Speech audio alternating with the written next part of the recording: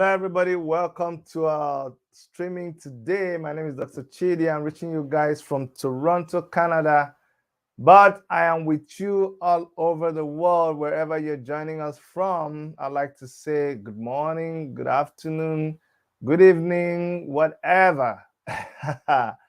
Yes, in a few days' time, we're gonna have the governorship and state house of representative election going on in Nigeria. And the African Action Congress has a lot of candidates who we have fielded in to those elective positions. What we're going to be doing today is exposing you to some of them. There's a lot of them. You see, I did a banner, as you can see, but we have not captured all of them. These are just a few people. This is just representative. We're going to have people join us from different parts of the country. Let me warn you, it is 8 p.m. and our people are from the grassroots. Our people live where the people live. So you're going to see some of our candidates who will be reaching out from places where they don't have lights. So just expect that ahead of time. You're going to be seeing some of our candidates struggling with network. I'm just telling you ahead of time.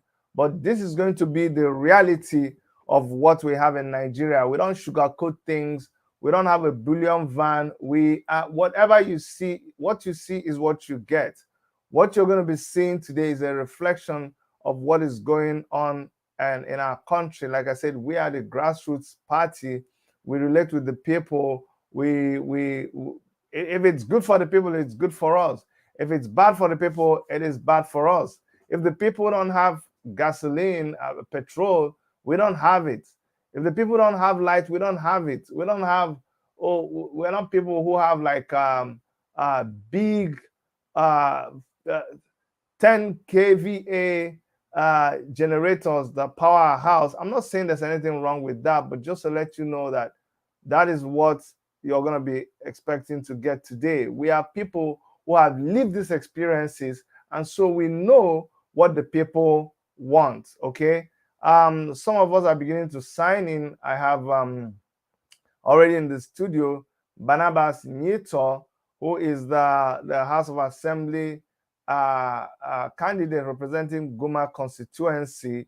And he says, I have what he wrote here. He's a person with disability and an internally displaced person. He has lived in the IDP camp for 6 years and counting, and he has lived with he has lived with my period people all the years, and I am direct victim of the problems. I hope to address Insecurity Disability Act implementation, boundary demarcation, Benue Nasarawa, and free education, skills acquisition. This is the kind of candidate that we have in the African Action Congress. So without wasting time, let me bring our first candidate. We're going to do this very, very sharp because we have a lot of candidates lined up for this interview. As they come, we'll pull them in. And this is not going to be done only today. We're going to continue doing this until the day of election. So if you did not get in today, don't worry.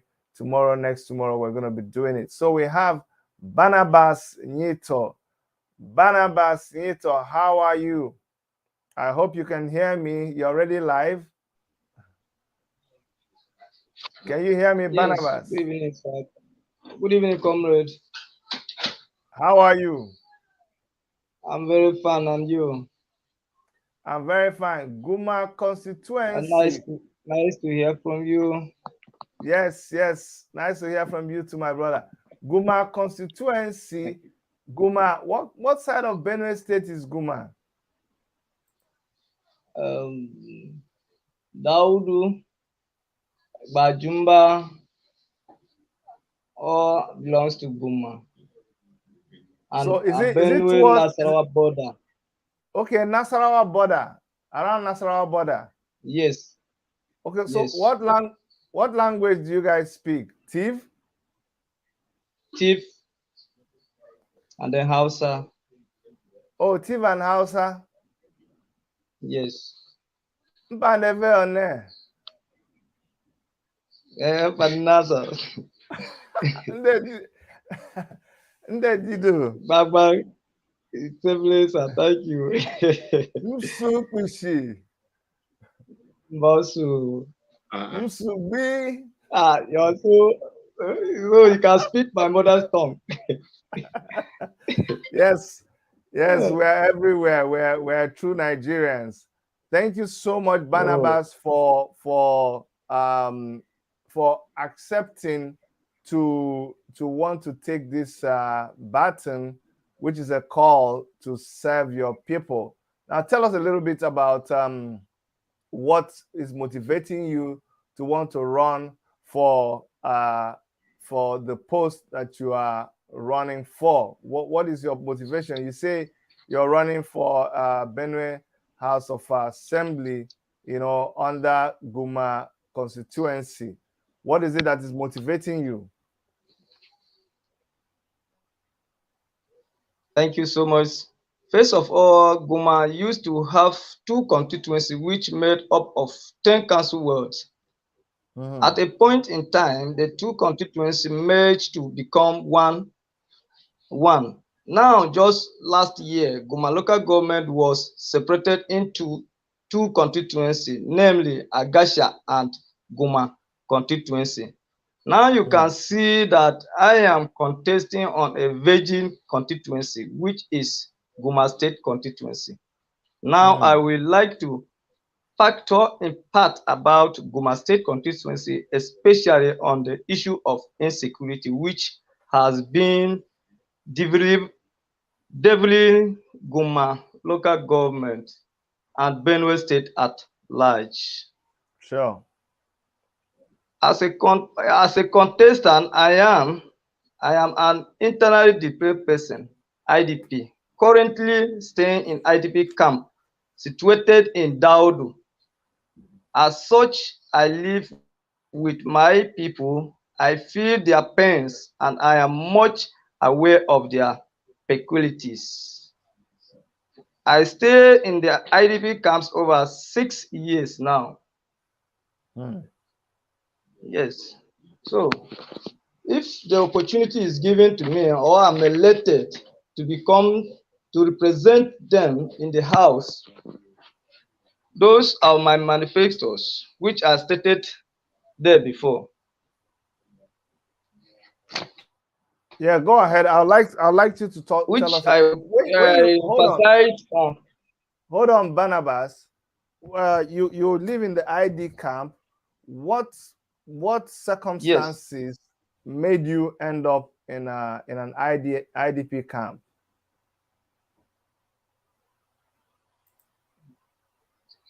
security. What happened? What happened that made you end up in an IDP camp? Was there Planning what kind herdsmen. Fulani Planning headsmen? herdsmen. That is the yes.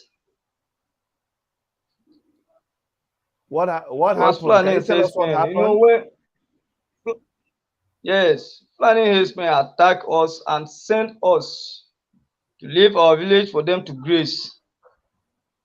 From 2000 and 1st January 2018 up to today, and that is where we are staying, and that is why we are staying in IDP camp. And there's nowhere for us to go back to our ancestors' home to get food or to farm to get something to eat.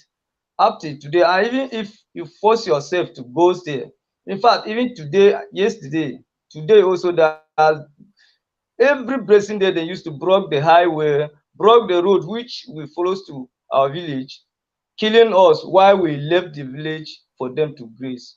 But that is how they continue killing. But in last year in Barnabas, Barnabas, 2020, when I went, Barnabas, sir, Barnabas, yeah, can you hear me? sir, See, you yes, can hear me, right? It's important. yes, It's important that I really bring out this fact that you're talking about. You were staying in your ancestral home, and Fulani yes, headsmen came, attacked your home, sacked your good, village, and you've been living in a in an internally displaced person's camp. You've been living in this camp now Yes. for 6 years. And these For people 6. so the people who sacked your village, they've possessed your village, they are in your village now, and they still come on the highway to attack people and dispossess them. And this is still happening up until yesterday. Even today. Or even today it happened. Yes. So since this is a very big problem and this is something you have lived this experience, what do you think you'll be able to how do you think you can contribute to solving this insecurity crisis? Even though I know it is something that is bedeviling the whole country, the APC government is woeful in their efforts. In fact, they're not even making any efforts to protect the life and property of the citizens. But you being elected into the Benue State House of Assembly, how do you think you can contribute, or what do you have in mind towards curtailing this insecurity in your area and making sure that your people return back to their ancestral home?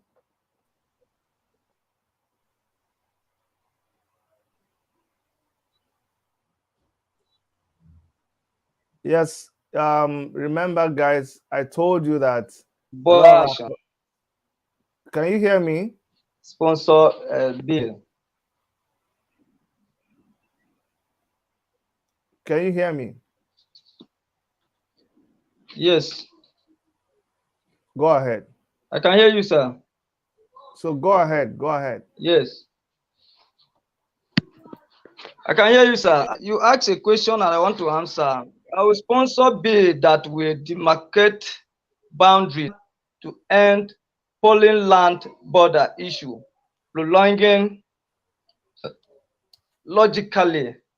Yes, it's because of the land bordering that makes us stay in the IDP camps over 5 to 6 years, which by the grace of God, if I voted, I will sponsor the bill that will favor IDPs to go back to their ancestors' home to boost food production, which Benue State is known for, food basket of the nation. Okay. So you're going to sponsor a bill that will make sure that. Hello, can you still hear me, sir?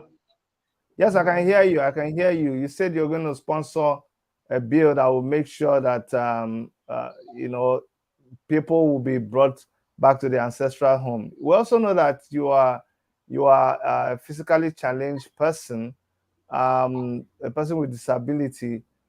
What kind of disability do you have, and tell us how, because these are one of the things you want to focus on. You want to focus on Disability Act and its implementation.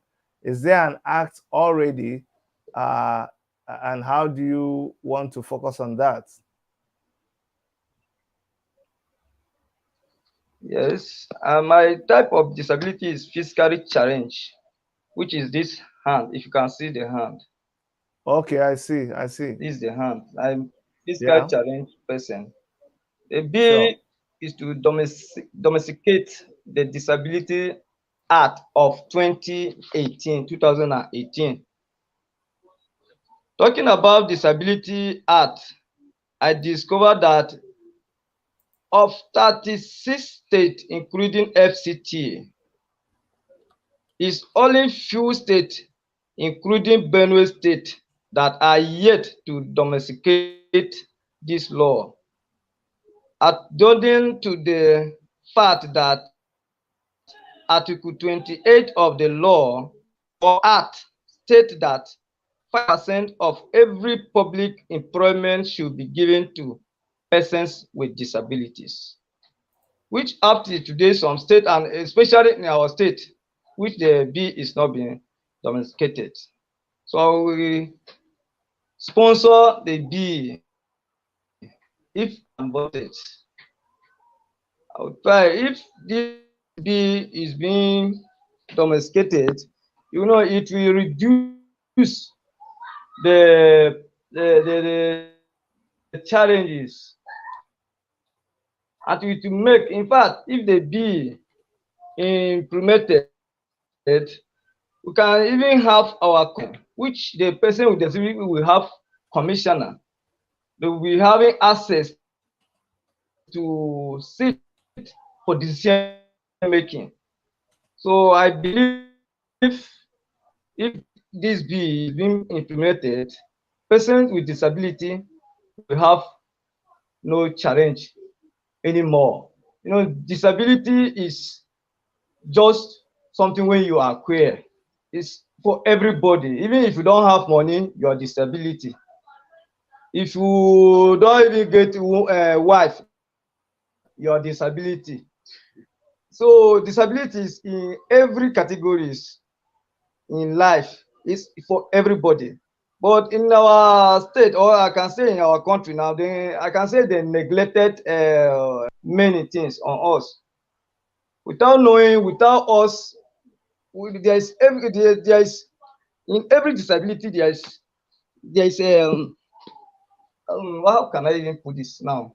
Nothing in us without us. That is in the short way. In fact, there's nothing in us without us. We are human. Then you stop all those things. If this bill is being made or being implemented, it will help us. It will enable us to be access to the government. All right.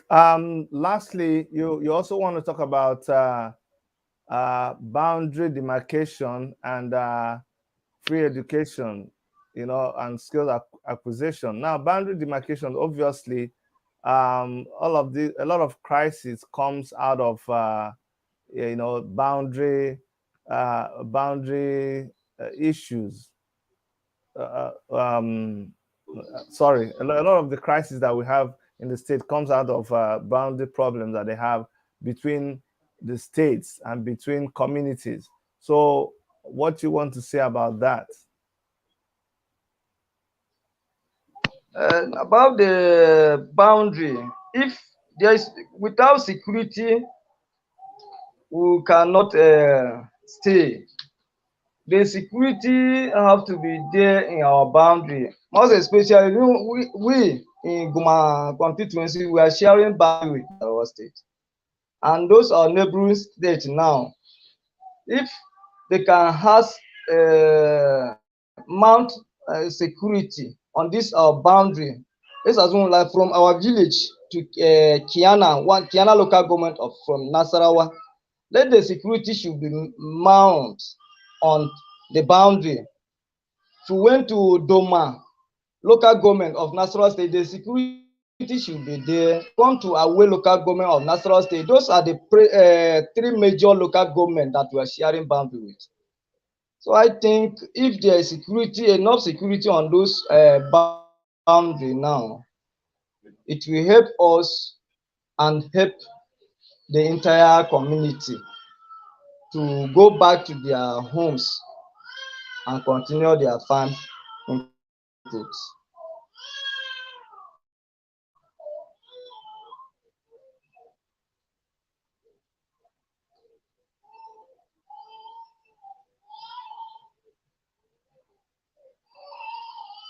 Hello, sir.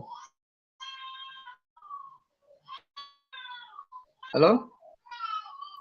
Sorry, can you hear me now? Can you hear me, Barnabas? Yes, Okay, so what are your chances of winning? I can hear you, Have you sir. Okay, have you been campaigning? What are your chances of winning? Did you do enough campaign? Yes, I try my best to remind my people if they don't want to remain in the IDP, can this the time come out in masses to say enough is enough to our people. We have chairmen, local government chairmen, we have state house of assembly. They are not doing anything for us. They are not speaking out for us. So this is the time, because if I can remember when last year 2020, when when we come back, I will come out massively to protest against the federal government under the administration of President Muhammadu Buhari, which we said our challenges, doing it out to them, and was arrested. So I asked them, and I always told them, I don't have cash. Our party is not a ordinary, it's not a type of party which they come out to support or give us 200 naira. And if you then give you that 200, calculate that 200 naira for it, that party, our party is a revolutionary party. We are freedom fighter. We fight for our rights.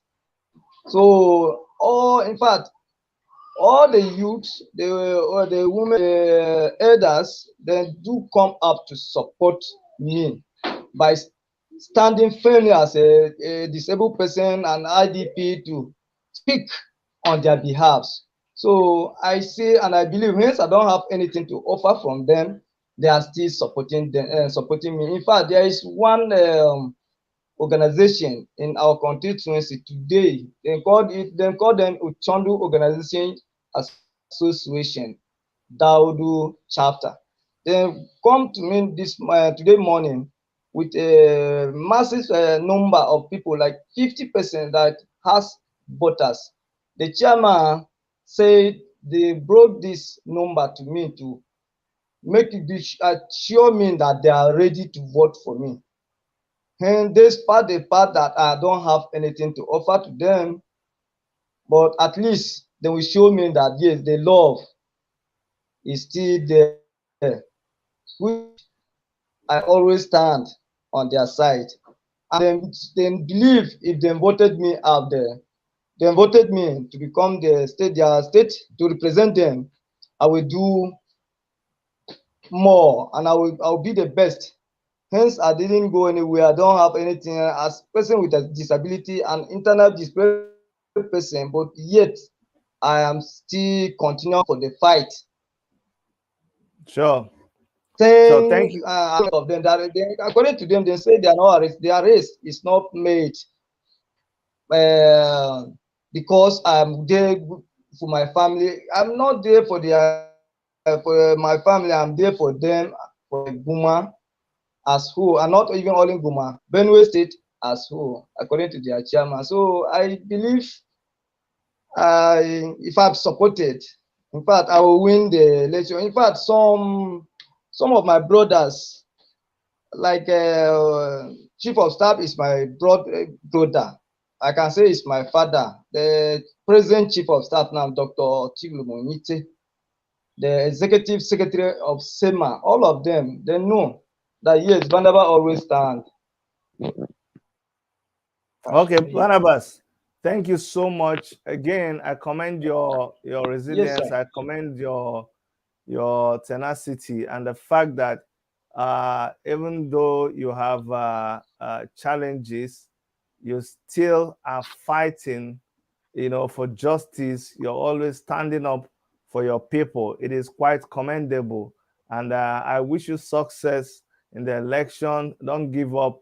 And we'll come back after the election to congratulate you for winning the Benue State House of um, House of Assembly Thank ticket for thank Guma thank local constituency, Guma constituency. All right. thank you so much, sir. And also you will try to at least support me a little. Please. This one is a breed. As an IDP, we always like on Saturday coming election now, my people have to goes there and vote. And I have to at least, if at all, I should provide even a bus, one that will lead them from the IDP to the polling unit where they are going to cast their vote. Okay, If so you're not, the well. SEMA, Let me who is the understand. government, Mr. Samuel. Let me understand what you're saying clearly. You're saying that you need whatever support you can get to be able to help people to move from the ID camp to those venues where they will vote, Yes, right? exactly. Okay, so what you can do is you can drop your account number for me in the comment section there, and I will post it out, and anybody that wants to support you will be able to support you. Okay. Thank you, sir. Okay. Thank you so much, Thank Barnabas. you very Thank you. So, guys, that is Barnabas Nyeto. He is our candidate for House of Assembly elections on Saturday for Guma constituency. Guma constituency is in Benue State. Remember, I warned you that our people, what you're going to be getting from AAC is raw. We don't compromise, we don't sugarcoat things. What you see is what you get. I already warned you to expect candidates struggling with internet connection, to expect our candidates to be struggling with data and all of that, absence of light, and so many things. That is what you get from Nigeria, and we're not even trying to sugarcoat it. We're not going to hide it. We're going to show it the way it is. We are not a party of candidates who don't know their environment, who just come and just campaign and go. No, no, no. It has to be people who have a lived experience of who they are going to represent. Those are the real people that will represent you, not people who will just come, show up during an election, and then you don't see them when they win an election. That's not the kind of people we have with AAC. I'm going to be running through our candidates because I don't want to keep them on. It's a project for any of them to actually come on here and talk to us after having to battle with so many things. I have Samson Olariwaju. Samson Olariwaju, if you're able to come on, that will be fine. Samson Olariwaju, your mic is muted. If you can unmute your mic, even though there doesn't seem to be light where you are. Samson, it's okay. Okay, Samson has just disconnected. Anyways, like you guys know, this election is not just for House of Assembly. We have also governorship candidates who have been on the road, especially as we get to the election day. So we have in the House, we have governorship candidates who are also here. We're going to bring them in. We have governorship candidates. We have candidates for other positions. But let me bring in Samson or Larry Wajo. Sam, how are you? Dr. TD, good evening, sir. Good evening. How's it Uh, going? we bless God. We bless God for that, for all the things He has been doing Sure. in our lives, and we are making progress towards the election on Saturday, sir. Good. So please introduce yourself to our audience and tell us where you are, where you're running. Okay, thank you for having me. My name is Olaniwaju Samson, aka Pastor Sam. You understand? I'm uh, I'm coming out for to represent Lagos Island constituencies too. That is Lagos House of Assembly, and we have been doing a lot of things on that ground. That means to make sure that the election went smoothly on Saturday and Mm, without any casualty with all our members. And what we are doing now is to do the house-to-house campaign, and we're telling people that means to vote for our party, and we tell them our program that we have for them, not the way this all this our brother APC used to do it. You understand? We sat with people, talk to them, tell them that means to give us like 1 year. If you cannot produce all the things we have promised them, I think we are going to leave the office for them. We are not going to be we are not going to be doing things. So those are the things that means we have been working on, and I pray by the grace of God, I think we'll be able to produce results on everything we have already promised the people that we are going to do. Because what we are in this race that means to change um, several things in our own community here. that all the people that that have been representing us is all this why they are misrepresenting us. You understand? And several things in this community that have not been taken care of. I think with the understanding and the educations we are trying to give to people now concerning, we are raising their consciousness on several things that have not been going well. But people have all these doubts that are we not the same thing? Are we not going to be the same thing when we get to power? But we are promising them, we are the one that they have been seeing since all this while. They have been seen out on the street because they used to think maybe because I'm a pastor, I don't need to fight.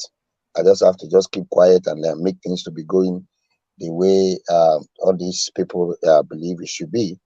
But they every time that means they see me that I used to tell them that means we are going for one protest or the other for this thing. So they thought we are just a street fighter. We cannot undo all these the rest political things. But they didn't know. What they didn't know is that our engagement in fighting for human rights is for us to deliver them, to free them from all the oppressors and all the oppressions they have been going through since all this while. So things are moving on gradually. I will That's bless God good. for that. That's good, Samson. In summary, what is it that you're going to do differently when you win and you come into power? Because we've seen some members of House of Representatives, they come and commission Paco Bridge in their area and they take pictures. So what is it that you're going to do differently? Um, um, One thing I'm going to do differently when I'm elected into office is number one, I want to bring the government back to the people. You understand? The Yeah. government we are using now is very far from the people. It's like we like, for example, even the councillor in our own community here, I've not set my eyes on them for once. I've not seen them in the area. That means some people, someone can just sit down somewhere and be telling them what to do and how to go and how to do it, and we get reports from all these people. So it's only the election times that means we just see them and they are campaigning. That means they are doing as they maybe they love the people. But this is what I'm going to, because I'm among the people already. I know where it pitches on them. So what I want to do is to bring back the government back to the people.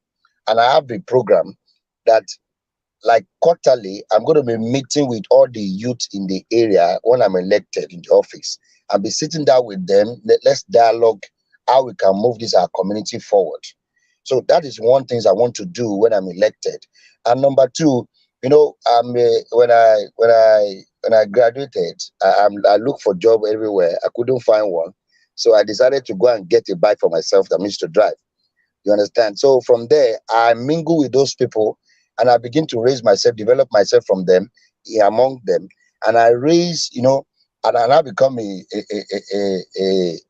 someone that used to buy bike for them also to be riding for me. I can purchase, you understand? So they know me in those areas like pastor. So all those ones is the one I'm trying to leverage on to bring this government back to them. So when you search with people, you understand them, you listen to what they want from you, you understand, and you get that idea that can move this community forward. Not like all these are politicians that will just go and be doing all these kind of things. Because I believe some of them, they are educated. You understand? They can give you ideas. If you bring them closer to you, they are going to tell you, okay, you can do this, you can do that. Not come to in this our community now. We suffer several things. Even just in Lagos now, it's very hard for you to see where water is running. You understand? Everybody used to go and look for where somewhere that means to just fetch water. You In understand? Lagos, Well, in yeah, Lagos, yes, in Lagos, but there's no Lagos is supposed water to be anywhere. Lagos, Samson. Lagos is supposed to be the most developed city in the world, according to Jagaban. But that's according to Jagaban. But according to people and what we see, the The physical things that we reality. can see around, the reality on ground is not developed at all. If I can show you where I'm viewing for now, you understand, you are going to be very, very, very shocked how the area look like, because this is when people now coming back home. You understand? So you will see, even now there's no light. I'm inside my car. I'm inside I trying to know, view I you. know. I told You people, it's understand? as if I knew. So Let me tell you something, Samson. Before you came, I told Yeah. people that they are going to see the reality of not this one that you paint, you sugarcoat, you come and stay. We are going to show you what is happening in the areas from where our candidates are operating from, because this will have a lived experience of the area. And I told them, I said, expect network problem, expect no light, expect, and that's exactly what you are confirming. So don't worry, we know. So we are the people.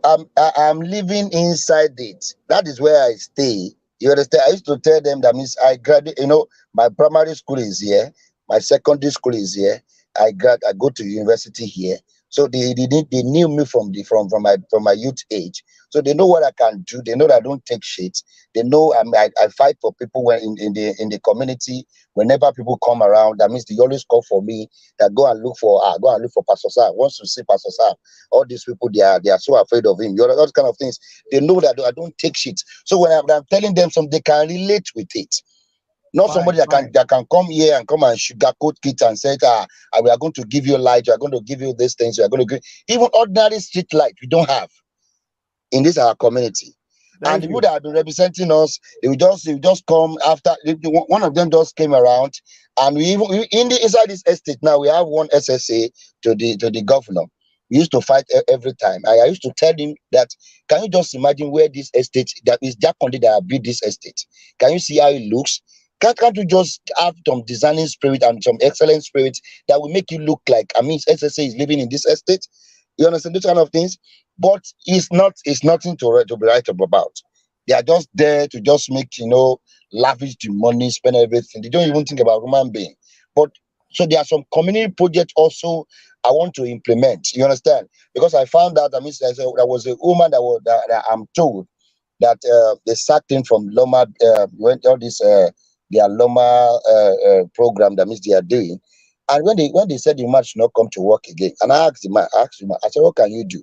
He said, if you can see some money to me to sell pomo, you understand, all these kind of things, that you'll be okay. And I said, okay, how much can you make from this pomo selling stuff? He said, if you can see like 3,000 naira, that means to sell this pomo, you'll be making like 7,000 naira at least in a week and in a month. I mean, it can be booking like that. And I said, okay, can we just start something like that?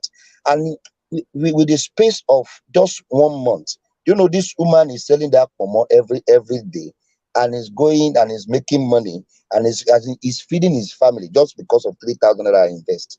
Mm. So those are the kind of things, low angry fruit that we can just gather some women. You don't need to create job for them The ministry in or the that kind of ministry. thing. You understand? Just try to gather them together and be doing those kind of things to them, and let them improve themselves. And as you are doing it, you are increasing your economy. The economy is increased every time in your own community, and you are developing people. You are developing skills. So those are All the right, things I want to bring up. Samson. Yeah. Yes, sir. Samson, thank you so much. Thank you for remaining true to your community and being there with them, knowing what they want, and the people that you've helped. That's the kind of thing that makes you endear to people's heart. So thank you. I wish you success on Saturday's election, and please continue to represent us. You're a comrade. That's what we stand for. In election, outside election, we are there to see that justice prevails in our community. So thank you so much for the good work you do. Thank you, sir. President Dr. Titi. Thank you very much, sir. You're welcome. You're welcome. All right, guys. So that was Simon Olariwaju. He's in Lagos contesting for a constituency there. You heard him when he introduced himself. We have a governorship candidate. He's going to be joining us very soon. He's been here before, but he went out, and I'm hoping that as soon as he's ready and he turns on his camera, I'm going to bring him in. But while we're doing that, I'd like you to know that today we just started this series, and we'll be featuring a lot of AAC candidates wherever they are. Like I said, the governorship candidate in our midst, as soon as he turns on his camera, I'm going to bring him up so that he can speak to us. A lot of people don't understand us in AAC. Um, when the presidential election was going to happen, We told you people, we said a lot of things was going to happen with that presidential election. At the end of the day, they happened. Everybody's now crying. And we were looking surprised. We are like, why are you guys, as we are looking, we are surprised that you're surprised at what was the outcome of the election. Because we already told you, we told you these are the kind of people that we're dealing with. We've dealt with these people. We've been fighting with these people. And even when we're going to election, we said we will go there, but this is not like a fancy thing. These are not people you treat with kid gloves, because we've been there, done that. We understand the environment. We know how these people have been treating our people. And we know that they are not people you can just negotiate with. But unfortunately, a lot of people did not understand. A lot of people criticized our ways of doing things. A lot of people thought we're too hard, we're too rugged, too rough, too real. Well, we should mellow a little bit. We should play politics. We should compromise. But see where it ended us. See what we ended up with. So if I think we're ready, I'm going to bring in Akim Olayiwola. I need you guys to know that AAC, we have candidates in some states, and in some states we do not have candidates. So the ones that we seem to be having a lot of candidates from our Lagos zone. Your Excellency, how are you? Your mic is not on. your mic is okay. Dr. Good. Shidi. Okay, good. Good evening, sir. Good evening. How are you? Good evening. How are you? Thank you. Thank you so much. No, hold on. We're going to log you We're out going to log you on out one. on one. Okay. So hold on. Hold on. Okay. Hello. Okay. Hello. Okay, I'm with you. Okay. It was echoing. Okay, it was echoing. It's still echoing It's now. still echoing now. Can you go out and Can come you back? go out and come back? Just go out and Okay. come Just back. go out and It's come going back. to correct It's it. going Yeah. to correct it. Yeah. And if you're watching us And on if you're watching YouTube, us on you YouTube, can log out there. can log out there too. Okay, guys. Okay, guys. It's gonna go and come back, and by the time it comes back, I hope everything will be okay. Don't forget also that we have numbers. We have a number that you can call if you want to ask our candidates any question. You can call on these numbers on your screen.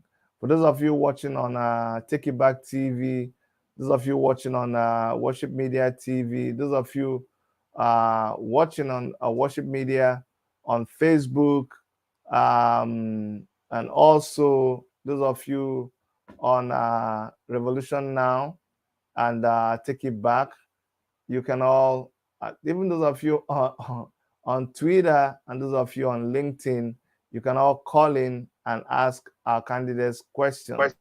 So it's still echoing. I don't know why. I don't know why.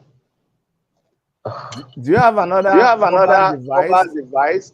with This is the you? only one I have with me here right now. Okay. Okay.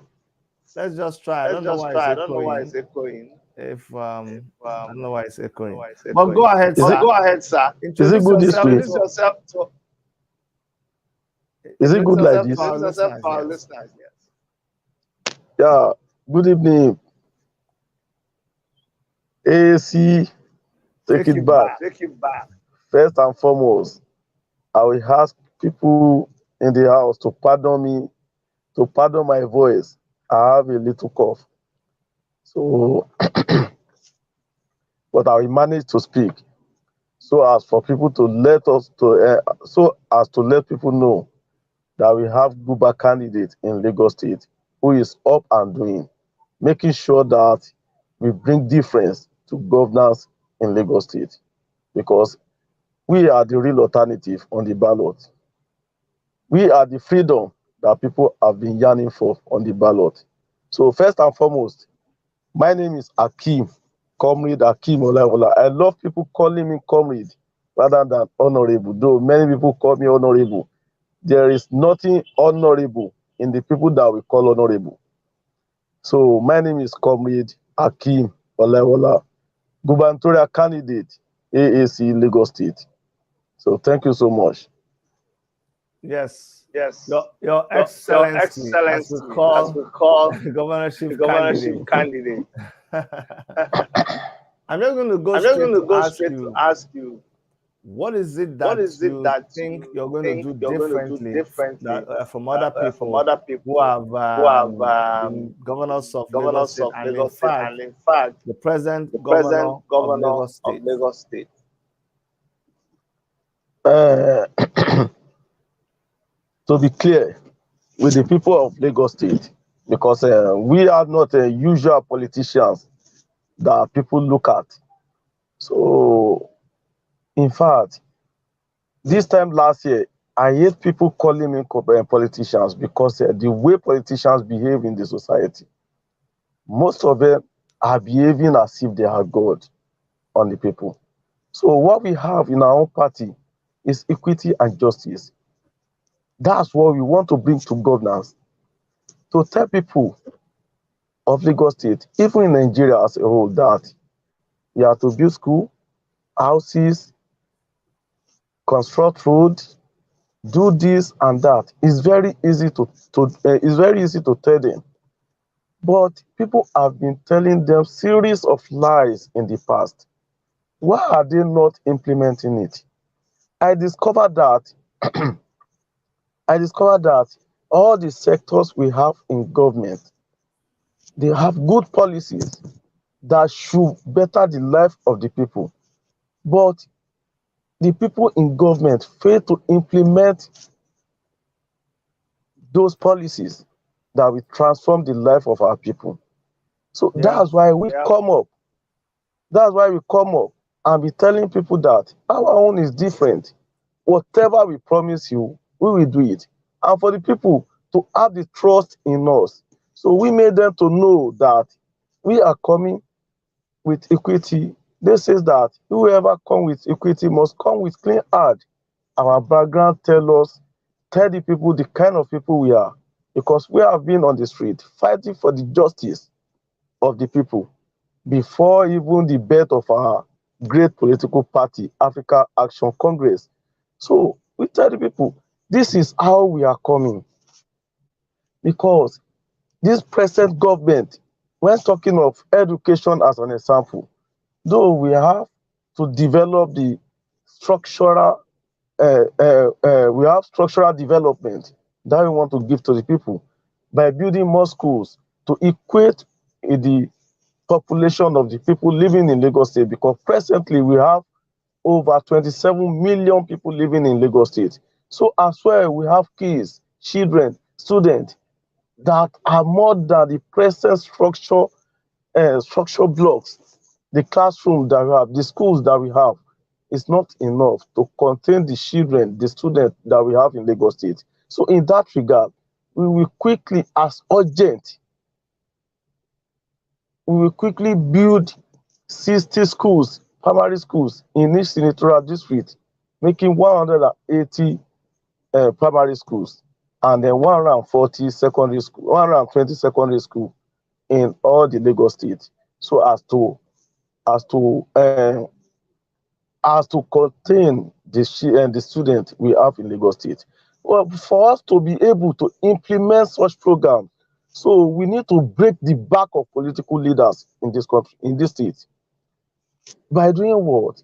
By presenting a bill to House of Assembly that we want equity. We need to lead by example, to let people know that we are equal with the people in our society. By sponsoring a bill in the House of Assembly, presenting it to them that we want you to enact law so as for all political office holders to enroll their children in public schools.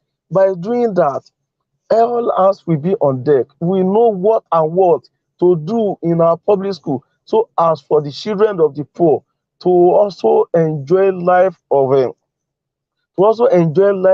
schools, to enjoy good schools, to have quality education, so as for us not to be using our schools to breed thugs, cultists, and even terrorists in our society, because we are going towards that trend, because we are not developing our public school the way we're supposed to do it. And Why is it this way? Because our political leaders, the political class, they are not sponsoring, their own kids are not in Nigeria.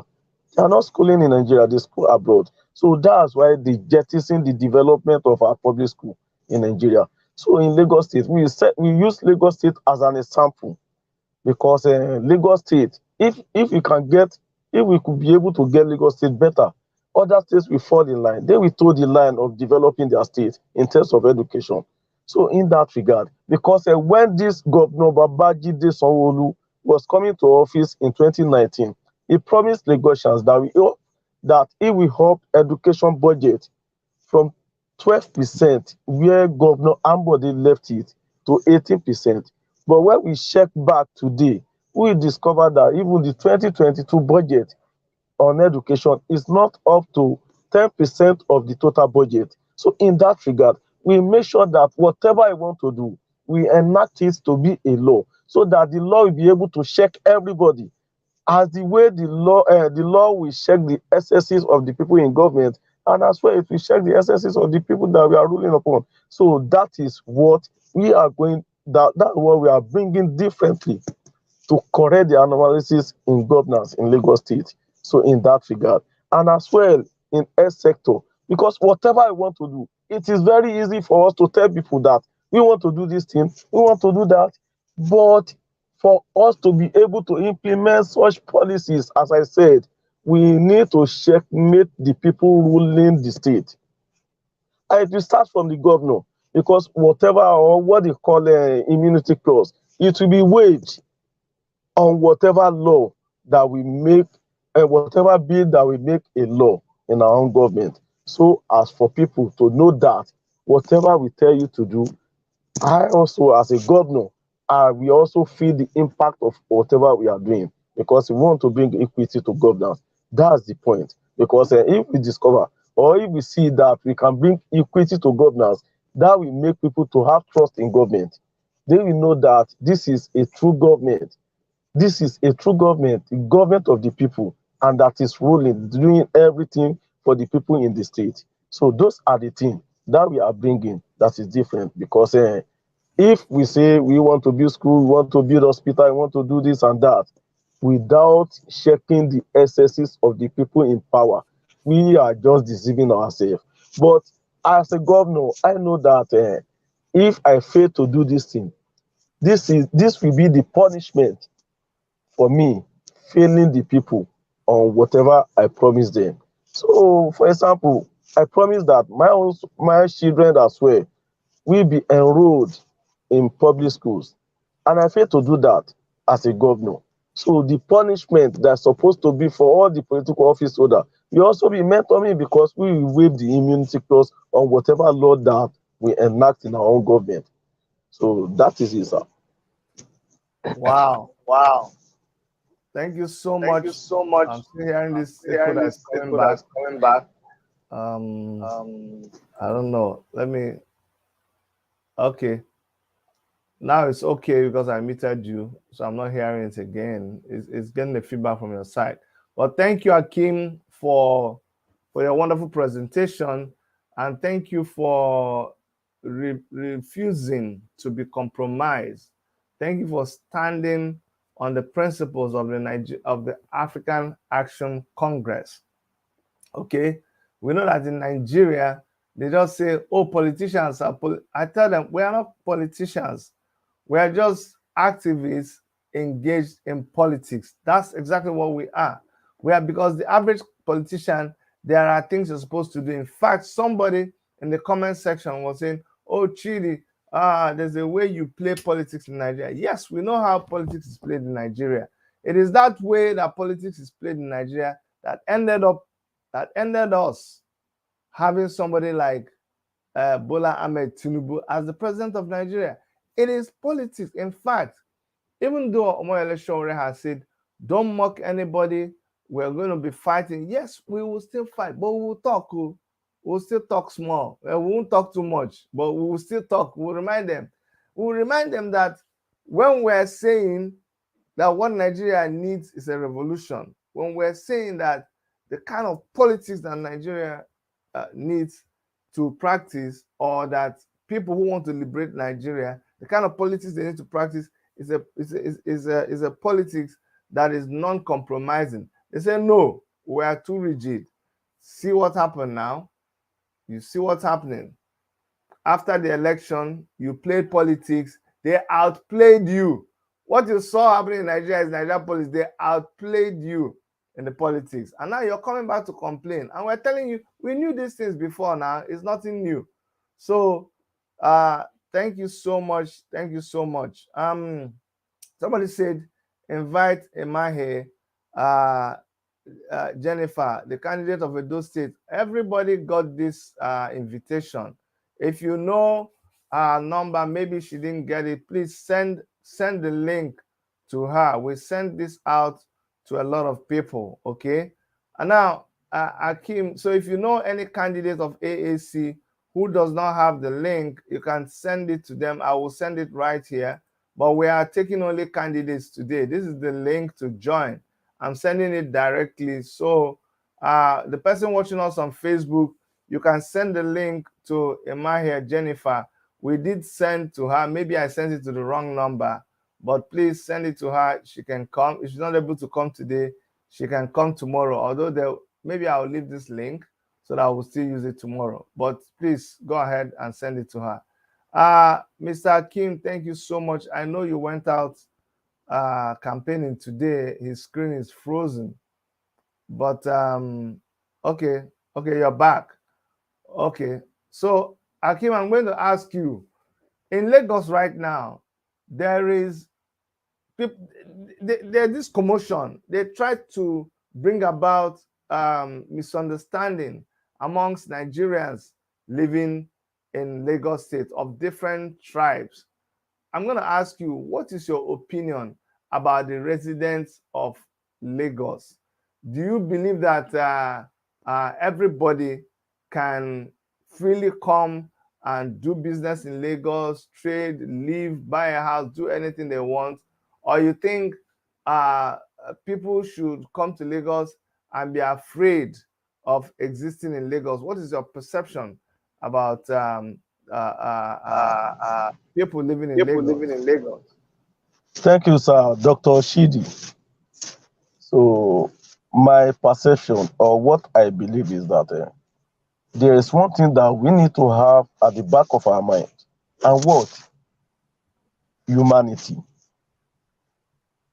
We need to put humanity first in whatever or in however we are thinking in this life. Before we know the tribe that we have been made of, or before we know the religion that we are practicing, we are human beings before any other thing. So we are human beings. We look alike. We are same thing. Should we be talking about tribal, or we should be talking about the growth of our society? We should prioritize growth of our society, growth of the people, in respect of whoever you are, in respect of tribe that you come from. We are all human beings. We need to treat ourselves equally. What are we saying? If we say some people or some like of people are the owner of Lagos, some are alien to Lagos. No, we are all human beings, because whatever development and whatever that is happening in Lagos State is happening to everybody living in the state. When talking of a high price of product in the market, it's everybody that feel it. The Yoruba feel it, or economic crunch. Let me say it that way. Everybody living in Lagos State are feeling it. Yoruba feel it, Igbo feel it, Hausa feel it, Ibibio feel it, because Lagos is like a home that absorbs everybody, irrespective of your religion or tribe or any affiliation. So we should be thinking of how to promote ourselves, how to develop people, not how to be promoting tribalism or religious sentiment. No, that's not the best way to develop a community or to develop a state. If we want to develop ourselves, we need to inculcate the principle of love ahead of hatred, principle of humanity ahead of religiosity, or ethnicity. And principle of equity ahead of division, or whatever we call it. Principle of justice ahead of injustice. So those are the watchword that we're supposed to be looking for, because a society devoid of justice may never know peace. So in that regard, we should treat everybody equally. And what we should be looking for, even in governance, all what we should be looking for should not be a tribal something. We should be looking of competence, integrity, trust. So that are the ingredients that we're supposed to be looking for in whoever that want to be our leader in this state. So issue of tribal, religion, or whatsoever, and be talking of somebody is not a Lagosian, one is a Lagos. No, no, no, no, no. We should be thinking of how to develop this state for everybody living in this state to live like a human being, to live in a dignity, to live like a good person. So to feel the impact of good living in a good state. So those are the ingredients that I think that we're supposed to be looking for, instead of prioritizing irrelevant rhetorics. All So right. thank you, sir. All right. Thank you very Thank you much. very much. Okay, let me mute your mic. Okay. So I'm going to put up some of this your campaign things. I'm going to put it up, and then you will I just want you to quickly comment on them. And it talks about direct revenue. This one is direct revenue. So talk a little bit about it, just in in 1 minute each. I want you to talk about these ones. Thank you, Dr. Shidi, again. As we know that our party is a socialist party, so that's why it's very difficult for us to form alliance with any other political party outside there. Because in our party, we think that we see that governance should be a vehicle. Akim, move a little Akim, bit to move the a right little of bit to the your right of move a your little bit to the move a right little of bit your to the right screen of so your that we can screen see so that we you. can see you. I'll just squeeze Okay. your I'll face just to the squeeze right. your face to the right. A little bit more, A a little little bit bit more, a more. little bit more. No, the other No, side. the other side. Move the The other other, side. move the other side. Are you seeing your Are you face? seeing your I face? need you to see I your need you face to on the see your face on screen. the screen. You see, I put See, something I What up. all I put need? something Keep up. going, keep Keep going, going, keep keep going, keep aha, going. like that. Like that. As we know that our own political party is of socialism, so we look into the way of behaviorism of the people ahead of prioritizing profit. Unlike other political party, what they aim is to prioritize profit, and in governance, you can never put you cannot put profit ahead of behaviorism of the people. So in that regard, we discover that while having Ministry of Finance, you have Ministry of Finance, and you still consult, or you outsource the main ministry in government to outsider, to third party firm, to be generating or to be collecting revenue on your behalf. That is nothing but a fraud, which is totally bad for the development of the state. No way. We know that Alpha Beta as a company, third party company for that matter, is having 10%. That's what he told us. But we know that it's beyond that, because they will never be transparent to the people of Lagos State. So that's why we see it as a fraud. In our own government, we will never allow such to happen. What is the essence of having Ministry of Finance? And we still outsource that the major work of that ministry to third party firm. So there's nothing in it than a fraud. So we will not do that. We make sure that we digitalize every sector in government, so that people will know what is coming in and what is going out in government, because government is supposed to be for the people, for the development of the people and the state. So in that regard, we will let people know that this is Ministry of Finance.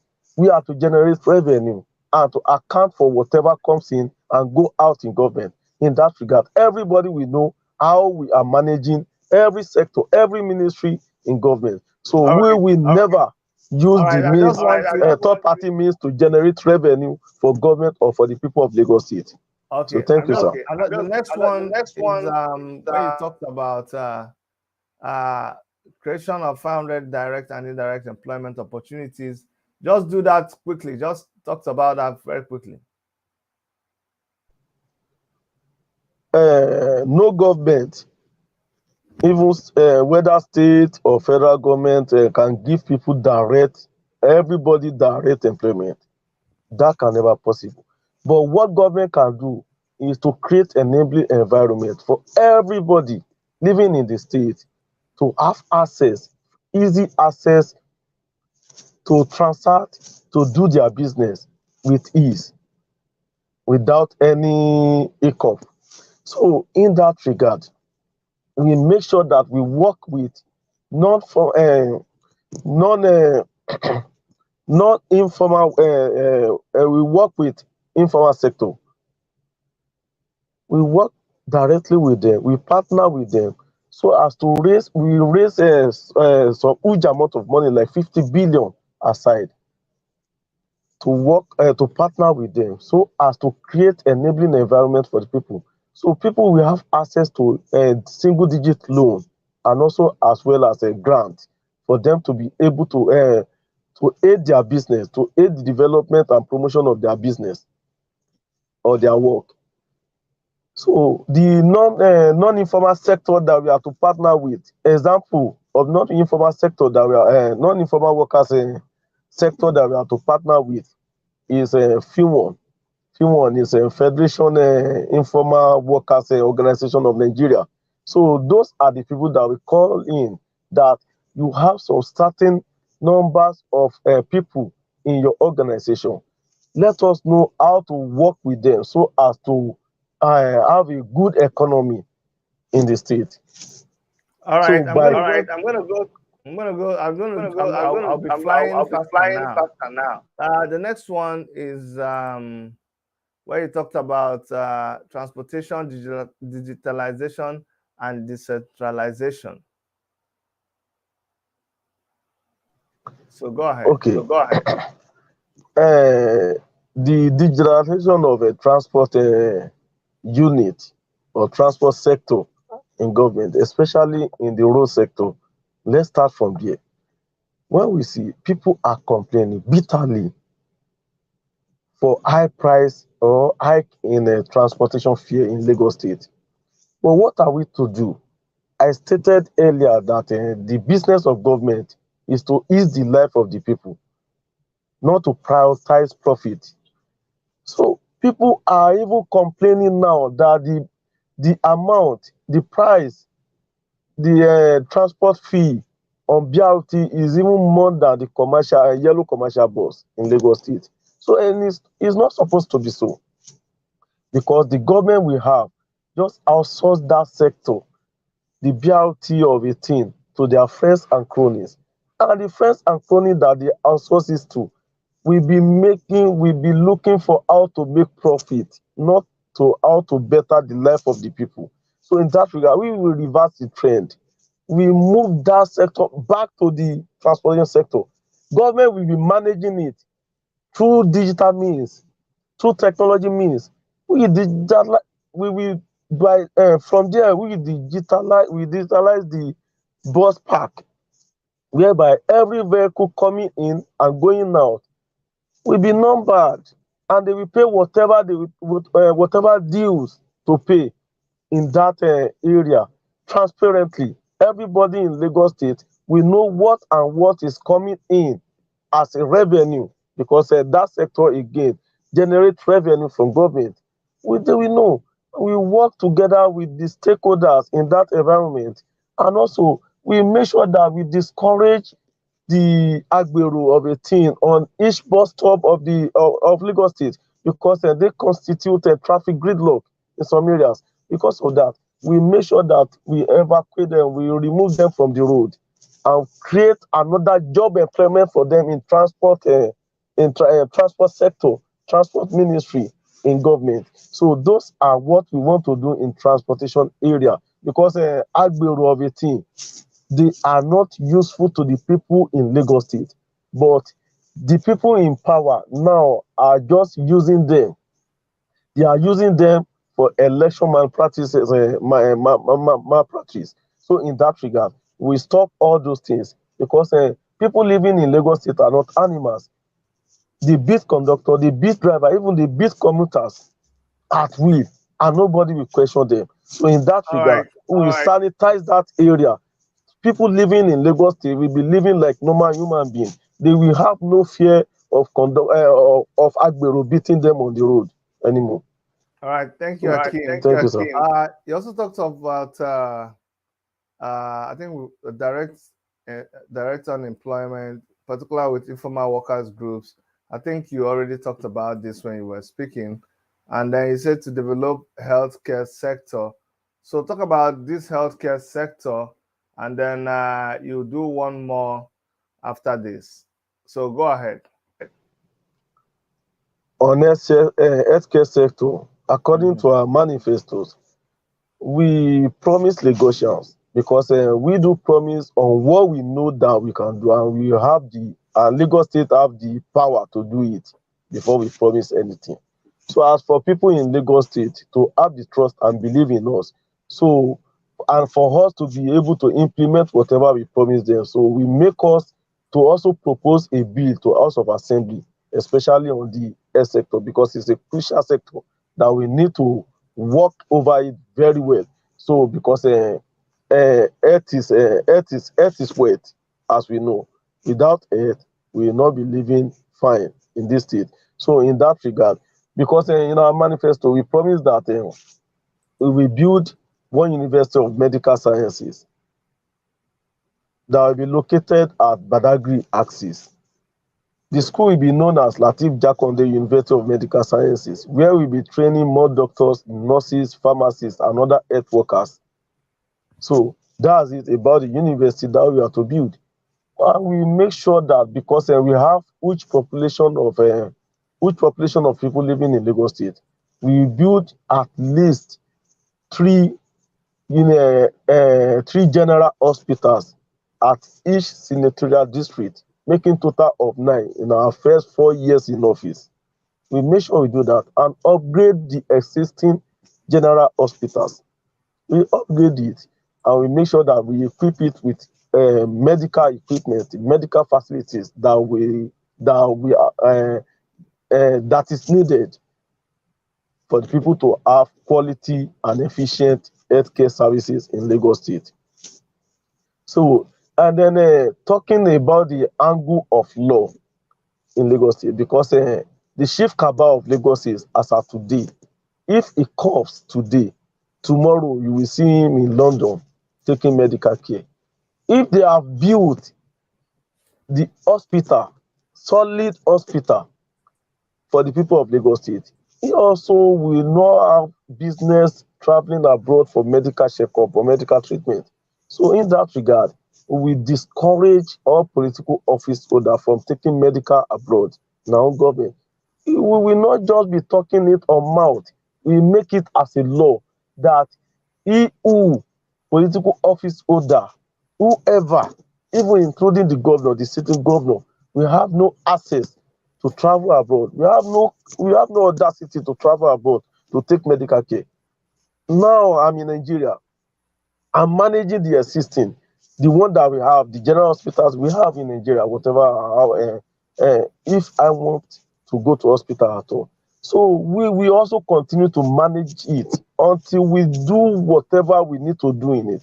So if we can be able to discourage political office holders traveling abroad for medical services, we'll be able to know what I want to put in place to develop the hospitals that we have and to build more hospitals. So to serve the number of people, the population of people living in Lagos State. So those are what we have in terms of hospital. And I told you, don't forget, that whatever law that we put in place in our government, we make sure that there will be nothing called immunity clause on whatever law that we put in place. So whatever will be the punishment for any political office holder on whatever project on the sector that we put the law, we also deal with the sitting governor and we make it such I will make such to happen in our own government, because we need to lead by example for people to have belief and trust in governance.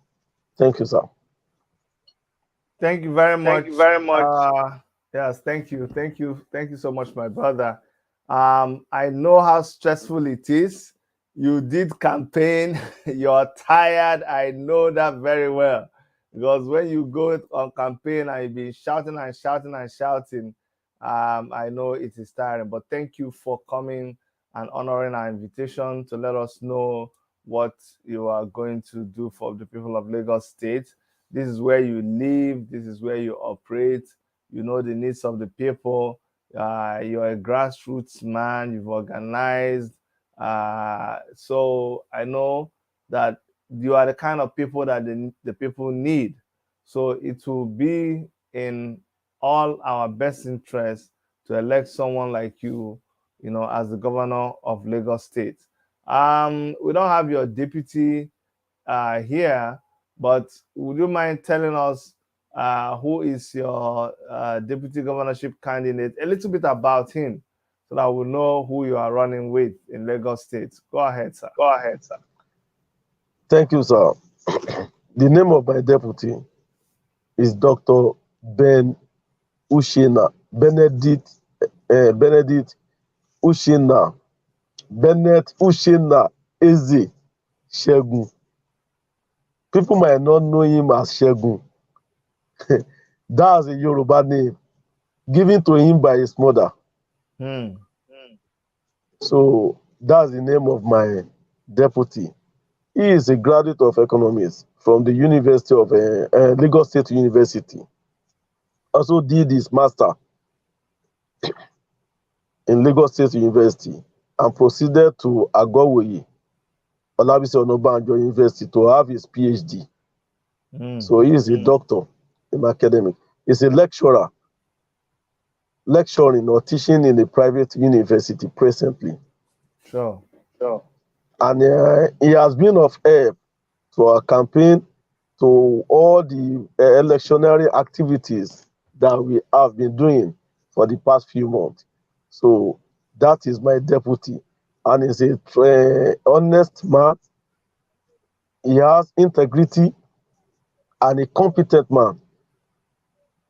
So, and I believe when choosing him that he is a man that will be able to work together so to lift this Lagos to the higher level. So the name of my deputy, once again, Dr. Bennett Ushina Eze Shegun. Thank you, sir. Thank you. Thank you. Thank you so Thank you much, so much, Comrade Comrade Akim. Akim. We wish We you wish you success in Saturday's election.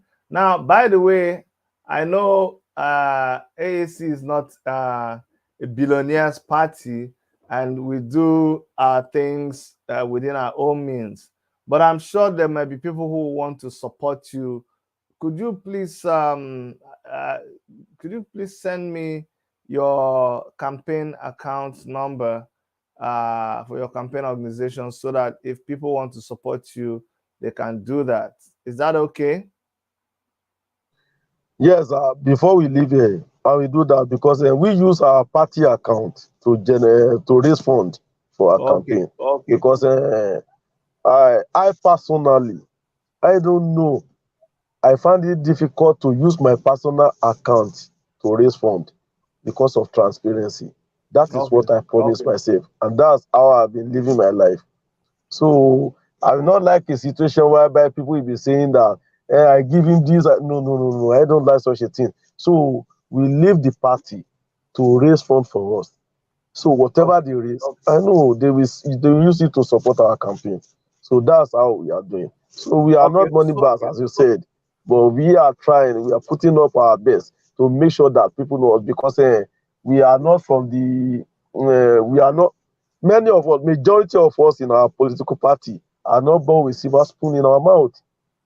Many of us are living in the rural community. We know what is happening. We know how people are feeling. We know that people are suffering. And Okay. we know generally in Nigeria, there is no light. Whenever they take light, we put on our generator. And the smoke of the generator keep people easily. But we don't know. In Nigeria here, when you reach up to 50 years and above, or a little bit above, you discover that majority of the people are having ailment, different kinds of ailment, inner ailment. And before you know, you just be talking that a man of 50 years is old enough to die in Nigeria. That's only in Nigeria, because the people in government are not being there to care for the people living in Lagos State and in Nigeria as a whole. Okay, Akim. Okay, Thank you Akim, so thank you much. so much. Maybe before the end Maybe of before the the end day, of the day, but you can but also you send can us also send us the account the number account number of of you mean you you use the mean Lagos you use the State Party Lagos State account Party number? account number? Yes, sir. We Okay, use so Lagos if you State can account send If it you number. to can send us, it to we will us, we also will also let people let support you through people that support you account. through that Okay. account. Okay. Okay, sir. All right. All right. Thank you so much, Thank you so Akim. much, Akim. Yeah, welcome, sir, Dr. Shidi. Okay. Okay. Send it to my number and I will number, and publish I it will here. publish Okay. it here. Okay. Okay, how we do. All right. Thank All you. right. Okay, guys. So that is Comrade Akim, who is the governorship candidate for AAC Lagos State governorship election that will be happening on Saturday. Excuse me. And like we said, um, in AAC we do things a lot differently. People have said, "Oh, Dr. Chidi, you need a lot of money." Yes, we need a lot of money, but we are not a party where you just allow everybody to to come with their money, especially big money bags, and come and take over your party. People want to take over our party even without bringing money. Let's talk of when they're coming with their money. By the way, if you are in touch with any AAC uh, party candidates, you can send them this number and let them come on the show. Okay, so if you have anybody that is an AAC party candidate, this segment of the show is what we have created to help them. People say, Chidi, why are you not doing this? Why are you not doing that? You see, me, I'm not standing on the fence. I have a party. I'm a member of the African Action Party, African Action Congress Party. That is my party. That is where I am located. That is where I am in this campaign participating from. So those are the ones I am promoting. Okay, we are promoting candidates of the African Action Congress. We are promoting people who believe in the ideology of Omoyele Sowore and the African Action Congress. We have a presidential candidate in the person of Omoyele Sowore, and he's participated in the presidential election. We did not win. Now we have the governorship election and the State House of Assembly election coming up on Saturday, and we want to try to expose you to our candidates who will be running for election that day. Someone here was asking me if they could send me a number. Can I send you her number? Yes, send me her number, but also try to contact her directly. That way we don't prolong the thing. If you have the person's number, call them and let me know. I'll let them know that there's an opportunity for them to talk. Like I said, we had to try to contact people at the last minute. So a lot of people are yet to process this invitation and come. So we're patient. We'll do this again tomorrow and be able to expose more of our candidates to the general public. And remember, the African Action Congress is the only alternative to all the other parties. And I say that all the other parties, all the other parties who are playing politics, not just playing politics because you have to play politics, but playing Nigerian politics. We have refused to play Nigerian politics. Why? Because we know that Nigerian politics is dirty. Nigerian politics is not people friendly. It is not citizen friendly. It is selfish. It is wicked. And when you play according to the rules of Nigerian politics, because that's the only way, if you play according to the rules of Nigerian police, you are going to be burnt.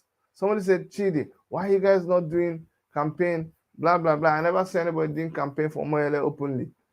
And the person doesn't realize we've been there before. There's a reason. You get why. You will not understand now. But as the days go by, as everybody, maybe we come, the joke, say, everybody go chop breakfast. Shebi now everybody don't chop that breakfast. All of you are now calling for protest. All of you are writing petition, writing letter. And I'm like, that's not what we are here to do now. Shebi, we came to tell you the truth. You say, make we try. If you know work, then we'll come back. No problem. When I go the lead, we go to follow now for back. But it's okay.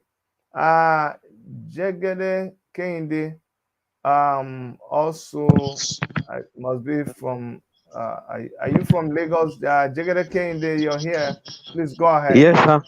Thank you, Dr. Sheed. It's a pleasure meeting you. Although I joined some times ago, but due to the fact that I'm on transit, I Sure. have to exceed. I have to exceed it. And even now, my way home, anyway, uh, I really want to appreciate you. I'm contesting for the State House of Assembly in Ikeja constituency too, and at the same time, I'm the state secretary of our great party AAC in Lagos State. Thank you, Good, sir. good. Yes, sir. So Kehinde, tell us what you're going to do differently from Yeah, all the other people who have represented in the same constituency that you're running to be their representative. What are you going to yeah, do different? yeah. My constituency is one of the, I mean, I can say it's the heartbeat of the Lagos, Mm, and despite is the heartbeat of Lagos, and so many people believe that special attention will be given to the constituency. It's not just like that in reality. My constituency is the hub of hardware or softwares of computer things. But I just feel that beyond trading, beyond selling computer system and its parts, there are things we can do to empower our youth to create a job. We believe at this stage in any nation that really want to grow, that really want to compete with the outside world, must tend to information technology and must also try and bring their youth. Nigeria youth are made up of, if not 50% or more than 50% population. And when we give them the attention to grow, because today India is growing as a sort of ITC, and we are having China, they are running after China now, and as a sort of the ICT. When I'm elected, we propose in the House of Assembly for the establishment of ICT Institute, an institute that will be awarding diploma as well as awarding certificate. It's not just an institute, but it's going to be a practical institute whereby software, programming, and some other thing. And like Nigeria, we are large market in Africa. It's enough that we should start manufacturing even cell phone in Nigeria. It's not even too bad if we started manufacturing, not just only assemble computer science or laptop, but I believe we have resources. The resources I'm talking about, we have the human capacity. We have the large numbers of our youth that can can tend to exploit this area. And apart from the ICT, I also discovered that in my constituency, a lot of women are just jobless. They are just housewife, and they are not even engaged in meaningful employment. And this constituency also spend a lot of money in disposing waste. It's one of the things that I want to propose when I'm elected, that in my constituency, at least if we can have numbers of the recycling center, whereby the waste made from various homes will also turn to be naira and kobo for them. Through that, they also make their money, and with that, we also ensure a, environmental cleanness within the constituency. This is one of the things that, if I'm elected, this is one of the things I'm going to do. I also discovered that education is the bedrock of any growth of society. Without paying much attention to education, there's no way society can grow. Uh, a lot of our school children over there, most especially in my constituency, and it's not speak well for a state capital, because Ikeja constituency too is a state capital that house a lot of institutions, both federal and the state. But we are having a lot of mystery, a lot of people who are just roaming about. And and this happened as a result of the negligence of the past administration and the current administration, because they are not really paying attention to it. And when you even go to the existing so-called public school, it's like a mob up numbers of the people, a lot of children or pupils in a class that we house like 100 pupils. How would he be conducive? But one of the things I will propose is creation of additional school, and not only creation of additional school, to equip those schools, and also to make sure that we implement uh, universal basic education that makes the basic education compulsory. Because what we have in Lagos now, eh, even a lot of these children, even though they want to go to school, there is now a limit or hindrance that may not allow their guidance or whoever that want to assist them to achieve that. Because in Lagos, you have to show, you have to look for a guidance or parent who can show the evidence of paying tax. I'm not saying paying tax uh, is not a good thing, but one thing is that the kind of society we are living, a lot of people are living beyond even poverty stage, and this deny a lot of these children from going to school. All this will be addressed if I'm elected. Thank you, Dr. Shit. Yes, Hello. Yeah. Jagere, yes, thank you so much. Yeah, I'm here. I'm here. I'm just trying to connect with some other Yeah. people. I wish you success on Saturday. Okay, Yeah. thanks for standing and Thank you. refusing to be compromised. The job we're doing is bearing fruit, and it's just a matter of time. Thank you very much.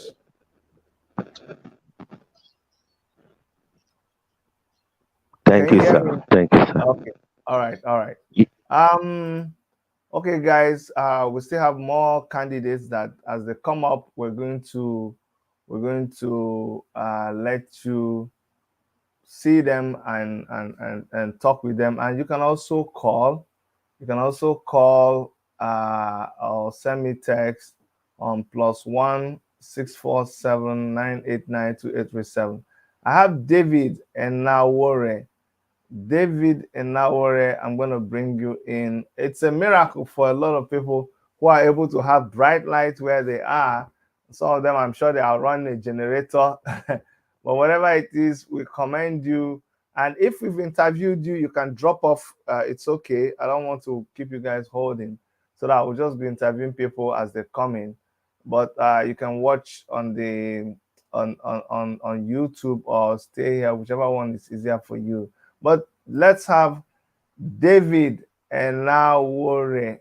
David, please introduce yourself and tell us where you are where you are operating from. Okay, I can see, yeah, that's it blinds, it covers your face. It's okay, we can do without the cap. Okay. Okay. Good evening, everybody. My name is David Irumra Enawari. I'm running for the Delta State House of Assembly to represent Uwe constituency. Uwe constituency is in Delta Central of Delta State. I'm from Ekpa community. Ekpa community is one of the communities in Uwe local government, Uwe constituency. Uh, I'm running under our party, the African Action Congress, on March 11. That is this week, Saturday. Sure. So let me ask you what I've asked a lot of people. What is your motivation for running? Why do you want to run? Okay, thank you, sir. You see, I would have actually loved to live a quiet life, life where I finish my education, get married, get a job, live a decent life, maybe the Nigeria dream, if there is anything like that, or the American dream. But growing up, I found out that we we are having challenges. Um, we happen to be a very religious country, very religious people, uh, but we are having challenges.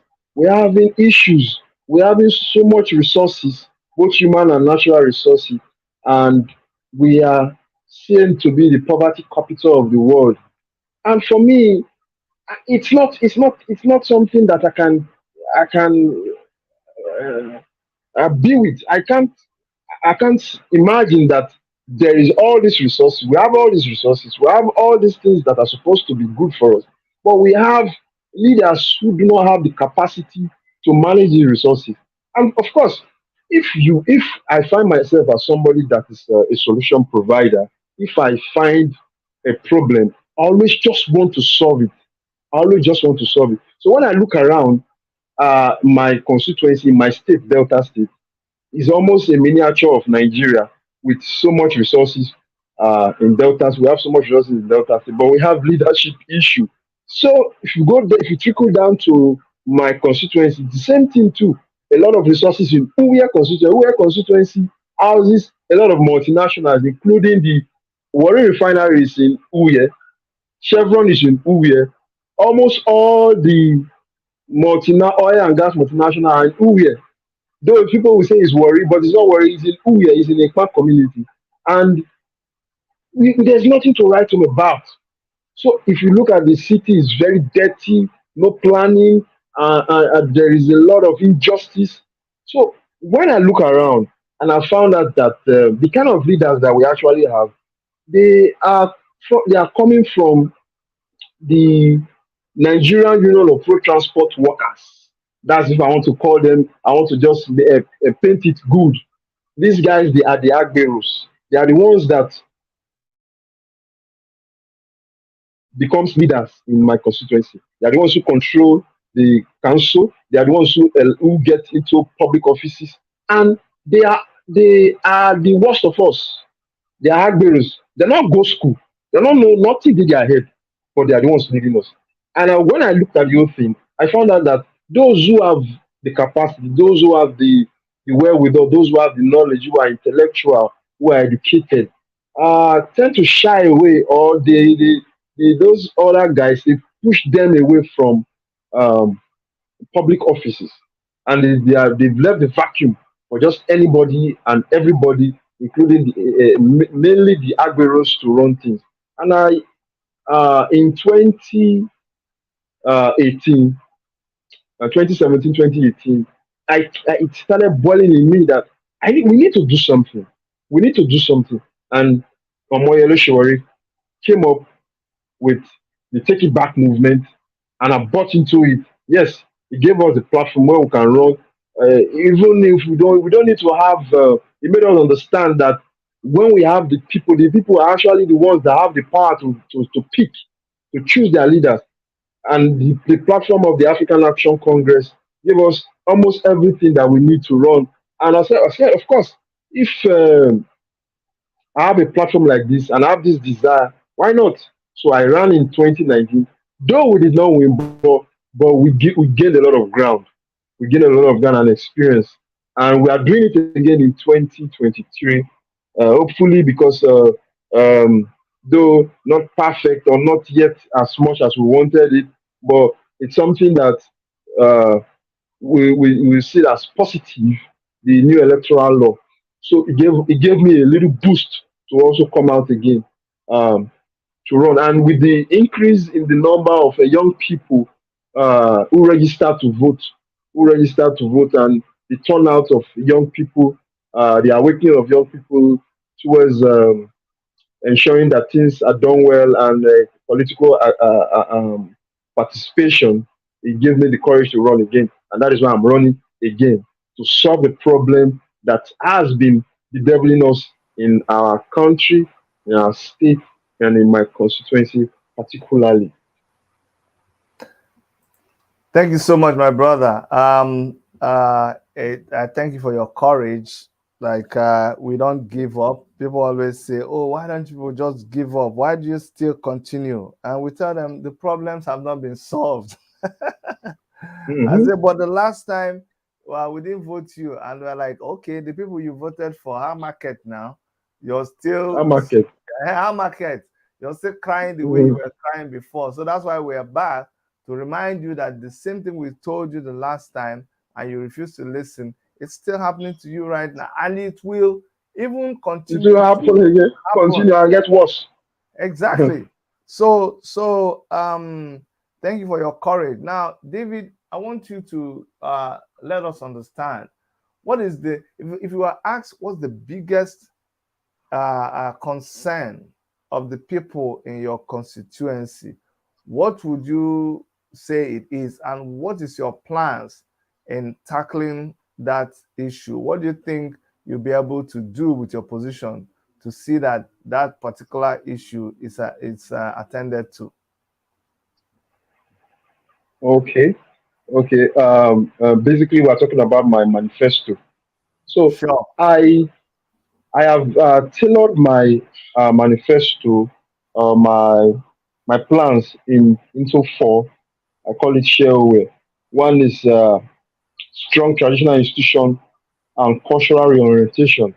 If those who are conversant with the Niger Delta area, the Wari area, the Uwe local government, those who are government, you understand that there is this stereotype that Uwe people, Uwe constituency, na Agodai local government, that we are seen as people who make trouble. We are seen as people who do not have respect. We are seen as people who do not want to work. So and it is affecting us as a people. It's affecting our constituency. You see, the last rating of ease of doing business, Delta State was ranked 32nd in the ease of doing business, meaning that states like Borno, Adamawa, they fare better than Zamfara. They fare better than Delta State that is not at war. Those states that are even fighting Boko Haram, trying to get peace, people that are living in IDP camps, they will succeed in doing business than in Delta State. And the reason is simple. The reason is because in Delta State and in my constituency, especially because Uye is like the economic hub of Delta State. Uye is the economic hub of Delta State. If there's any economic activity that is going on in Delta State, it is the Uye, my constituency, is actually uh, the epicenter. So what is happening in my constituency is that since we, like I said, we've had agberos leading us. They also go on to empower other people that are like them. They are the ones that collect tax. If you go collect money for Lapo, maybe even if it's 50,000 naira, you want to start a small business. Before you put one block on the ground, you will see boys, area boys, that would have come to come and collect deve. Those who are familiar with the word deve, they come to collect deve. So you wey wan start business with maybe 100,000, 50,000, people don boys don come collect like 5K or 10K comot for the dis thing. They don't care whether you borrow the money or anything. They just want their own share or want their own money. If you want to build house, you need to have a separate money called deve. If you want to do anything, you see our youths all over the place running around to collect money from you, and it is driving the economy down. That is why I intend I intend to, with the cultural reorientation, I intend to begin to educate. I've seen it work.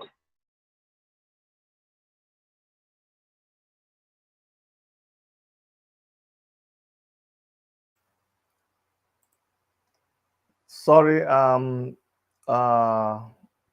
Comrade David's screen is frozen. This is part of the. Remember, I warned you that this kind of thing would happen, and it is the reality of where he is operating from. It's really no fault of his. He's back. I'm going to add him back. Okay, you're back, comrade. Welcome back. Thank you, sir. So as I was saying, with the strong traditional institution and cultural orientation, what I intend to do with that is to start reorienting our young people, making them understand what they are doing is wrong. And I've seen it work. I've seen reorienting people about waste disposal. I saw it work in Cross River State, where people were psychologically fine-tuned to the extent that people now are conscious of how they throw debt, how they dispose their waste. So I intend to also begin to do a cultural orientation of our people where they understand the impact of what they are doing and begin to uh, change the way they relate and the way they do things. Then for the transitional institution, there is a cold war. There is a cold war. I might not call it a war, but there is a battle between our cultural traditional institutions and our political class. Our royal fathers, uh, though we may not, some people might not see it as a uh, modern way of doing things, but they hold some respect. They hold some. We are Africans. We reverence our traditional institutions because the traditional institution they are the custodian of our culture, and our culture is our identity. If we lost our culture, we are nobody and we are nothing. So we have seen that our political class have over the years subdued our traditional institution. Our traditional leaders have become puppets to our political class. So I intend if it's happening right now in my constituency. Most of our chiefs, most of our kings, our king in my kingdom, they are almost like people who do not have say. Whatever the governor says, that's what they do, even if it's at the detriment of their people. So I want to work in situation. I want to work out a situation where our traditional leaders will have a kind of autonomy that they will be subject just to the people, not to any political class or politician. We need to give them some form of we are Africans. We can tweak our democracy to accommodate traditional institution because our traditional institution is part of us. We do away with it. We have done away with our culture. We've done away with our culture. We've done away with our identity. So that is one. Then the second one is human capacity development and wealth creation. What I intend to do with that is because uh, our youth, whether they don't want work or work, I don't know what is happening. But we want to create an opportunity for them where they create wealth for themselves.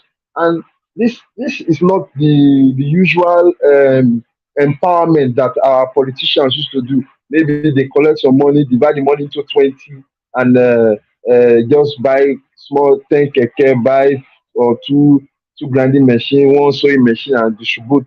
We want to give them proper training and give them the money and mentor them so that they can begin to do business by themselves, do whatever they intend to do by themselves.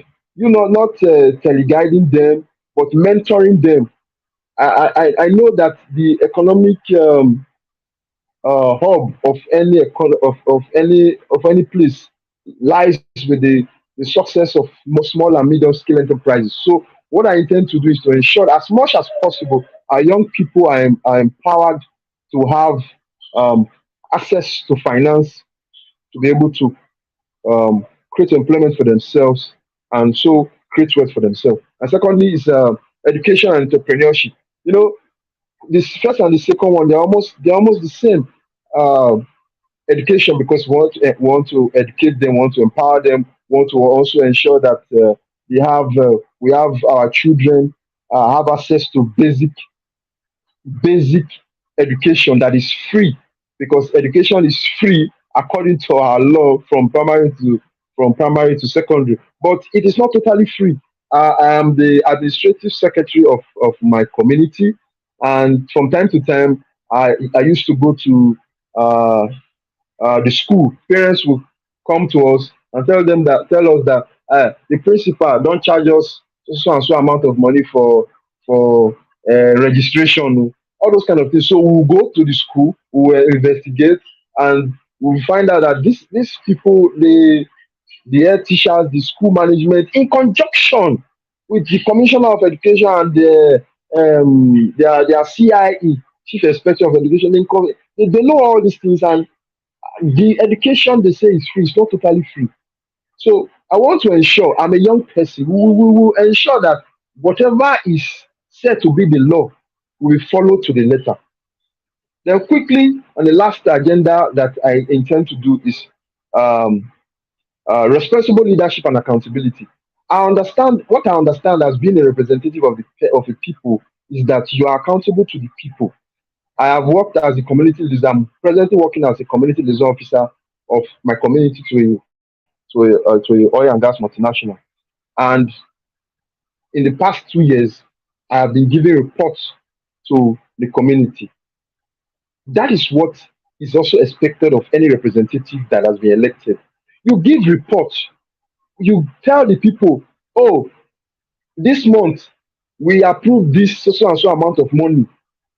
What I intend to do personally, every 6 months, I'm going to hold town hall meeting to talk to my people. These are the things that we've done in the last 6 months. These are the bills that we passed. This is the money that we've approved for so so and so. This is the contractor that we have given this project to. You can also monitor it. These are the things we are doing. Okay, what would you want us to do? What are the challenges you are having in in our locality? Tell me, because no man is an island. So I intend to create a bridge because I've not seen that in with our legislators or our representatives. They don't, when they are elected, they just go. They come back in the next 4 years that they should elect them again. They don't they don't come back to ask what are our challenges, what they have been doing. So what I intend to do is to, under the accountability and responsible leadership, to ensure that I give account of what I have been doing to my people, then give them opportunity to tell me, to suggest to me what they think they need. Because it will be stupid for me to be saying I'm doing something when I'm not giving collective feedback from our people and and taking them to to the executive. Uh, I'm just representing myself. If I'm saying I'm representing my people, then I should be able to hear from them, tell them what I'm doing, uh, then work on what they request. That is how I think governance should be. That's what I think representation should be. But it's not done. That is not what is done. People are just, they just elect them, they go and they disappear, they come back in the next 4 years. So I intend to change that. And I also, if I'm able to do that, I will also like to put it to be a kind of a law that you as a representative, you go back to your people, make it a compulsory thing that you go back to the people and tell them what you have been doing. Open the government to them. Let them know the money that has come in, how they've spent it and everything. That is how government should work, I think. That is how government should not be a business, not be secret courts. Now, something where we say now everybody they just gave you as a trust to go and hold, to go and represent them. So you hiding and not telling them what you have been doing. I don't think it's responsible. So that is what I intend to bring. Those are my four point agenda. Beyond that, there are other little things I intend to do to bring justice closer to our people, because a lot of our people they are unjust, they are being treated unjustly. They don't know how finance to pursue their cases. So I intend to put up team Justice League where people can get pro bono services for for for cases. Get team of lawyers who are ready to serve the people. And I think going forward, if I'm elected, I will always listen to the people, ask them what they want, then work on what they want. So Thank you so much, my brother. It's never easy when you stand to defend the people, to serve them. It comes a lot of mm, sacrifice, and that's what I mm, see with a lot of you who are our candidates in AAC. I really want to thank you. I wish you success on Saturday, thank you, sir. and don't give up. You're on the right track. Thank you. The efforts we've been making for a long time, like you said, you started way you were there in 2019. Those efforts are yielding fruit. As you can see, the young people Yeah. have been, we've evangelized them. They've been emancipated to a Yes. certain level. The political To a consciousness certain is level, yeah. high, and we're dry. It's high, yeah. And even with the some of the things that we were saying to newcomers in the political scene, because a lot of people participated in politics this time around, Yeah. albeit emotionally. They were emotionally carried away, and then they thought it had to do with shouting, screaming, jingles, emoji, Twitter, Mm, dancing, and all that. And we're saying it's mm. beyond that. But we're happy because what that means is that we're getting closer to a realization We're by getting everybody close. that this system that Yeah. we're practicing will not lead us to anywhere. And when people begin to think in a revolutionary manner, we know we're getting close to total freedom. But thank you so Yes. much once again, David, and I wish you success. All right. Thank you, sir. Okay. Bye bye. Yeah. Bye bye. Yes. Okay, guys, that was David that spoke to us, one of our candidates in Delta State. Like I said, this program is impromptu in the sense that with a few days to go, we felt that it was important to recap the manifesto of our candidates and give them a chance to reach you as much as they can. This is just one of the avenues that we try to make sure that you get to see them, you get to hear them, and you get to understand what their manifesto is for their people. We'll continue with the program tomorrow. A lot of people tried to sign in, they were not able to sign in. The message got to some of the candidates later today, but that's fine. Like I've said, there is a chance for them to come back tomorrow and be able to participate in what we're doing. I just posted a little script from the governorship candidate is in Lagos State. Um, Remember, they wanted to raise money through the bank account of the state party bank account. So there you go. You can donate money to them if you want to support what they're doing. I can assure you that every money we spend in AAC, we account for it. We don't go searching for money where we know that we'll be compromised. We don't just think that every money is good money. No, there's bad money. Yes, and if your body language is such that you plan to hijack the party, we will not give you room to do that. Also, I want to thank those of you, our supporters on this channel who are also in the comment section. Sims, I see you. Thank you so much. And Adebola Adetunji, thank you so much. Emmanuel Nkus, thank you. Bella B TV, Arthur Obiwan Amadi, like always. Hey, Julius Adeleke, Chief Julius, thank you so much. Prince. There's a Facebook user here. I can't see your name, but thank you very much. Thank you.